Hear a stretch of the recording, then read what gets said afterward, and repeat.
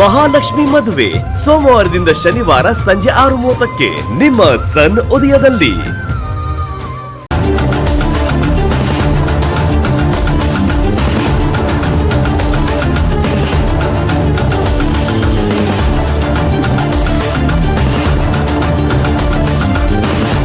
Phone ಯಾಕೆ ಪಿಕ್ ಮಾಡ್ತಾ ಇಲ್ಲ?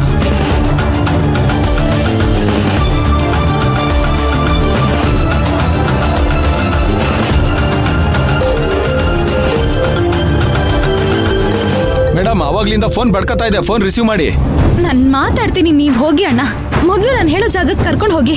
ಆಯ್ತು, ಸರಿ ಅಮ್ಮ. ಇಲ್ಲಿ ಎಡಕ್ಕೆ. ಧ್ರುವ, ಮೈನಾ ಎಲ್ಲೂ ಕಾಣಿಸೋಳಗೇಳ.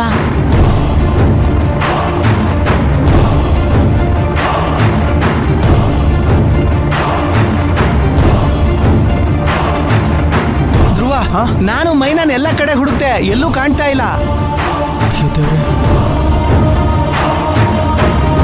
ಎಲ್ಲ ಕಡೆ ಹುಡುಕುದ್ರ? ನಿಜನಪ್ಪ, ನಾನು ಎಲ್ಲ ಕಡೆ ಹುಡುಕ್ದೆ. ಮಾಡಿ ಮೇಲೆ ಹುಡುಕ್ದ?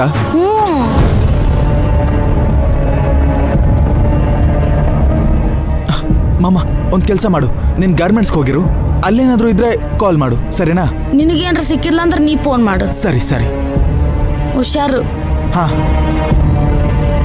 ಕಾಂತಪ್ಪಣ, ಏನಾದ್ರೂ ಮೈನವ್ರು ಮತ್ತೆ ಹಾಸ್ಟೆಲ್ಗೆ ಬಂದ್ರೆ ನನಗೆ ಕಾಲ್ ಮಾಡಿ. ಸರಿನಪ್ಪ, ಮಾಡ್ತೀನಿ, ಹೊಡ್ತೀನಿ. ಸರಿ, ಹುಷಾರು.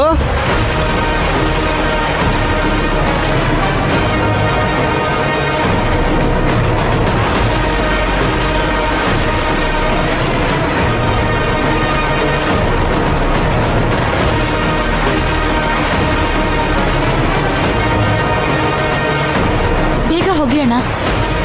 ಏನ್ ಮೇಡಮ್, ಆವಾಗಿಂದ ಆ ಕಡೆ ಹೋಗಿ ಈ ಕಡೆ ಹೋಗಿ ಅಂತೀರಾ ನೀವು? ಎಲ್ಲಿಗೆ ಹೋಗ್ಬೇಕು ಅಂತ ಸರಿಗೆ ಹೇಳ್ತಾನೆ ಇಲ್ಲ ನೀವು. ಇನ್ ಸ್ವಲ್ಪ ದೂರ ಹಿಂಗೆ ಹೋಗಿ. ಏನಮ್ಮ ನೀನು, ಹತ್ತವಾಗ್ಲೇ ಕೇಳಬೇಕಿತ್ತು ನಾನು ಎಲ್ಲಿಗೆ ಅಂತ. ತಪ್ಪು ಮಾಡ್ದೆ ನಾನು. ಅಣ್ಣ, ಯಾಕಣ್ಣ ಹಿಂಗ್ ಕೋಪ ಮಾಡ್ಕೋತಿದ್ದೀರಾ? ನನಗೆ ಡೈಲಿ ಕಸ್ಟಮರ್ ಒಬ್ರು ಇದ್ದಾರೆ ಪಾಪ, ಅವ್ರಿಗೆ ಹಾಸ್ಪಿಟ್ಲ್ ಕರ್ಕೊಂಡೋಗಿ ಮತ್ತೆ ಅಲ್ಲಿಂದ ಅವ್ರನ್ನ ಕರ್ಕೊಂಡು ಬರ್ಬೇಕು.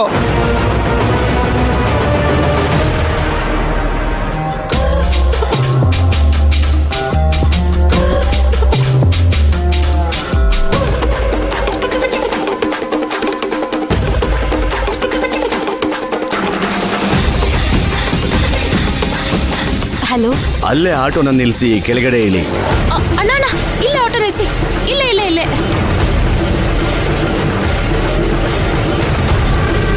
ನಿಲ್ಸಿದೀನಿ ನೋಡಿ. ಇಳ್ದಾ?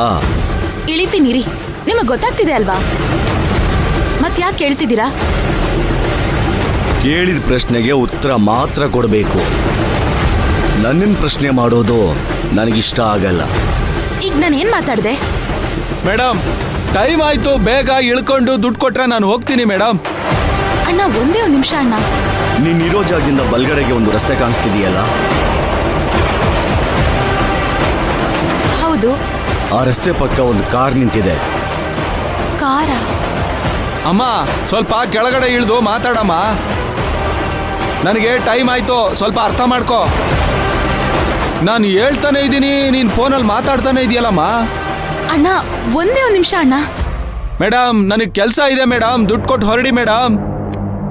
ಸರಿ ರೀ ಅಣ್ಣ, ತಗೊಳ್ಳಿ.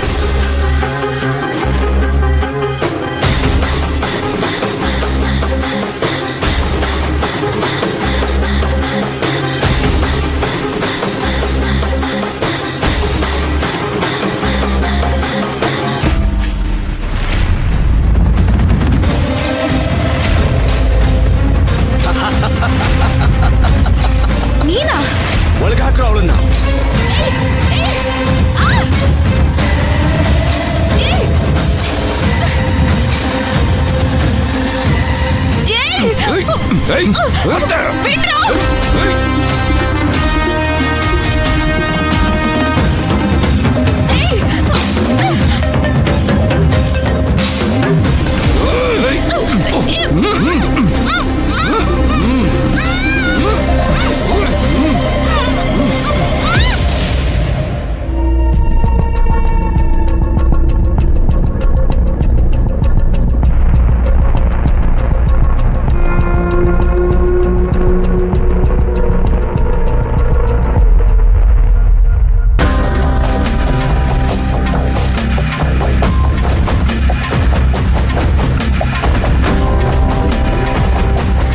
ಆಂಟಿ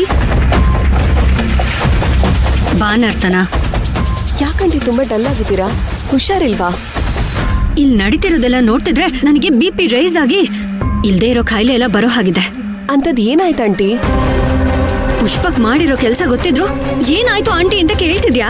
ಆ ಬಾಲರಾಜ್ನ ಕೆಲ್ಸದಿಂದ ತೆಗ್ದು ಹಾಕಿದ್ದಾನೆ. ಅದ್ರ ಬಗ್ಗೆ ಕೇಳಿದ್ರೆ ನೀವ್ ಇದಕ್ ತಲೆ ಹಾಕ್ಬೇಡಿ ಅಂತ ಹೇಳ್ತಿದ್ದಾನೆ. ಇದು ಸಾಲ್ದು ಅಂತ ಇದಕ್ಕೆ ನಿಮ್ಮಮ್ಮ ಬೇರೆ ಸಪೋರ್ಟ್ ಮಾಡ್ತಾ ಇದ್ದಾಳೆ. ಈಗ ಆ ಧ್ರುವನ್ನ ಪ್ರೊಡಕ್ಷನ್ ಹೆಡ್ ಮಾಡಿದ್ದಾನೆ. ನೆನೆಸ್ಕೊಂಡ್ರೆ ನನಗೆ ಟೆನ್ಷನ್ ಆಗ್ತಿದೆ. ಅಲ್ಲ, ಆ ಧ್ರುವಂಗೆ ಪ್ರೊಡಕ್ಷನ್ ಹೆಡ್ ಬಗ್ಗೆ ಏನ್ ಗೊತ್ತು? ಆಂಟಿ, ಪ್ರೊಡಕ್ಷನ್ ಹೆಡ್ ಅನ್ನೋದು ಒಂದು ರೆಸ್ಪಾನ್ಸಿಬಲ್ ಆಗಿರೋ ಪೊಸಿಷನ್. ನನಗ್ಯಾಕೋ ಪುಷ್ಪಕ್ಕೂ ಅಷ್ಟು ಒಳ್ಳೆ ಪೊಸಿಷನ್ ನ ಟ್ಯಾಲೆಂಟ್ ಇಲ್ದೇ ಇರೋರು ಕೊಡ್ತಾನೆ ಅಂತ ನಂಬಿಕೆನೇ ಇಲ್ಲ. ಯಾಕೆ ಸುತ್ತಿ ಬಳಸಿ ಮಾತಾಡ್ತಿದ್ಯಾ? ನೀನು ಆ ಧ್ರುವನೇ ಟ್ಯಾಲೆಂಟೆಡ್ ಅಂತ ಒಪ್ಕೋತಾ ಇದ್ಯಾ? ಅದ್ ಸರಿ, ನೀನು ಪುಷ್ಪಕ್ನ ಬಿಟ್ಕೊಟ್ಬಿಡ್ತ್ಯಾ? ಇತ್ತೀಚೆಗೆ ಆ ಮೈನಾ ಧ್ರುವ ಸೇರ್ಕೊಂಡು ನಿನಗೂ ಬ್ರೈನ್ ವಾಶ್ ಮಾಡ್ತಿದ್ದಾರೆ ಅಂತ ಅನಿಸ್ತಿದೆ. ಪುಷ್ಪಕ್ ತರ ನೀನು ಅವ್ರ ಬೀಸೋ ಬಲೆಗೆ ಸಿಕ್ಕಾಕೋಬೇಡ. ಅಯ್ಯೋ ಆಂಟಿ, ಕಾಮ್ ಡೌನ್. ನೋಡಿ, ಇವಾಗ ಕಂಪನಿ ರಿಲೇಟೆಡ್ ಯಾವುದೇ ಡಿಸಿಷನ್ ಆಗಿದ್ರು ಪುಷ್ಪಕ್ಕೆ ತಗೊಳ್ಳಿ. ನಾವದ್ರ ಮಧ್ಯೆ ಹೋಗಿ ಡಿಸ್ಟರ್ಬ್ ಮಾಡೋದು ಬೇಡ ಅನ್ನಿಸ್ತಿದೆ. ಏನ್ ಹೇಳ್ತಾ ಇದೀಯ ನೀನು? ಓ, ನಿಮ್ಮಮ್ಮ ಈ ತರ ಮಾತಾಡು ಅಂತ ಹೇಳ್ ಕಳ್ಸಿದ್ಲಾ? ಅವಳು ಮಾತಾಡಿದ್ದನ್ನ ಹಾಗೆ ರೆಕಾರ್ಡ್ ಮಾಡಿ ಮಾತಾಡೋ ತರ ಮಾತಾಡ್ತಿದ್ಯಲ್ಲ? ಆಂಟಿ ನೋಡಿ, ನೀವಿವಾಗ ಬೇಜಾರಲ್ಲಿದ್ದೀರಾ, ಅದಕ್ಕೆ ನಿಮ್ಗೆ ಸಿಚುವೇಶನ್ ಅರ್ಥ ಆಗ್ತಿಲ್ಲ. ಕಂಪನಿ ಈಗ ಫುಲ್ಲು ಪುಷ್ಪ ಕಂಟ್ರೋಲ್ ಅಲ್ಲಿದೆ. ಅದನ್ನ ಅವನು ಅವಂದೇ ಆದಂತ ಒಂದು ಪ್ಲಾನಿಂಗ್ ಅಲ್ಲಿ ತಗೊಂಡು ಹೋಗ್ತಿದ್ದಾನೆ. ನಾವೇನಾದ್ರೂ ಅದರಲ್ಲಿ ಇನ್ವಾಲ್ವ್ ಆದ್ರೆ ಅದು ನಮಗ್ ಮಾತ್ರ ಪ್ರಾಬ್ಲಮ್ ಅಲ್ಲ, ಕಂಪನಿ ಕೂಡ ಪ್ರಾಬ್ಲಮ್ ಆಗತ್ತೆ. ಅದಕ್ಕೆ ಅಂತ ಯಾವ ಎಕ್ಸ್ಪೀರಿಯನ್ಸ್ ಇಲ್ದಿರೋ ಒಬ್ಬನ್ನ ಕಂಪನಿಲಿ ಕರ್ಕೊಂಡ್ ಬಂದು ಇಂಪಾರ್ಟೆಂಟ್ ಪೋಸ್ಟ್ ಅಲ್ಲಿ ಕೂರ್ಸೋದು ಎಷ್ಟು ಮಾತ್ರ ಸರಿ? ಅದು ಕಂಪನಿಗೆ ಒಳ್ಳೇದಾ? ಆಂಟಿ, ಪುಷ್ಪಕ್ ಒಂದು ಡಿಸಿಷನ್ ಅಂತ ತಗೊಂಡ್ರೆ ಅದನ್ನ ಅವನೇ ಹ್ಯಾಂಡಲ್ ಮಾಡ್ತಾನೆ. ಸದ್ಯಕ್ಕೆ ನಾವದಕ್ಕೆ ಮೂಗ್ ತೋರಿಸ್ತಾ ಇದ್ರೆ ನಮ್ಗೆ ಒಳ್ಳೇದು.